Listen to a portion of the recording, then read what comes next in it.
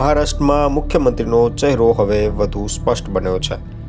ફડણવીસ ત્રીજી વખત મહારાષ્ટ્રમાં મુખ્યમંત્રી તરીકે સત્તાની કમાન સંભાળશે. દેવેન્દ્ર ફડણવીસ પાસે કરોડોની સંપત્તિ છે, જેનો ખુલાસો ચૂંટણી પંચ સમક્ષ ઉમેદવારી પત્રમાં થયો હતો. તો આજે જાણીએ મુખ્યમંત્રી દેવેન્દ્ર ફડણવીસ પાસે શું સંપત્તિ છે.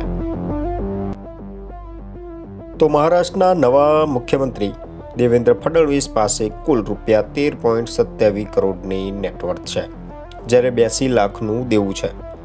દેવેન્દ્ર ફડણવીસે 2023-24માં કુલ 79.3 લાખની વાર્ષિક કમાણી કરી હતી.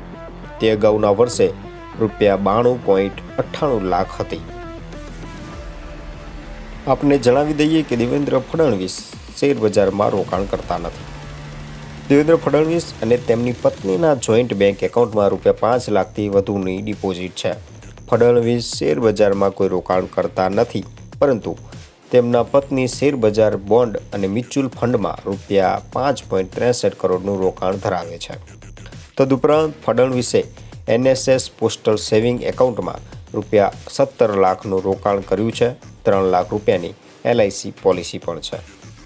તો દેવેન્દ્ર ફડણવીસ પાસે આશરે 450 ગ્રામ સોનું અને પત્ની પાસે 90 તોલા સોનું છે, જેની કિંમત ₹98 લાખ છે. જોકે મહારાષ્ટ્રના મુખ્યમંત્રી પાસે કોઈ જ કાર નથી અને તેમની પત્નીએ ₹62 લાખની લોન લીધી છે.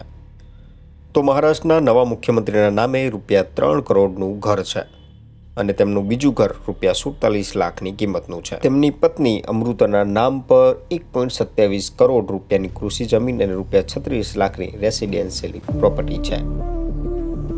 તો આ તમારા સમાચાર. જો આ સમાચાર તમને ગમ્યા હોય તો અમારી YouTube ચેનલને લાઈક કરો, શેર કરો, સબસ્ક્રાઈબ કરો. તો કોણ બનશે મહારાષ્ટ્રના મુખ્યમંત્રી? આ પ્રશ્નને લઈને ચાલી રહેલા સસ્પેન્સનો આજે અંત આવ્યો છે.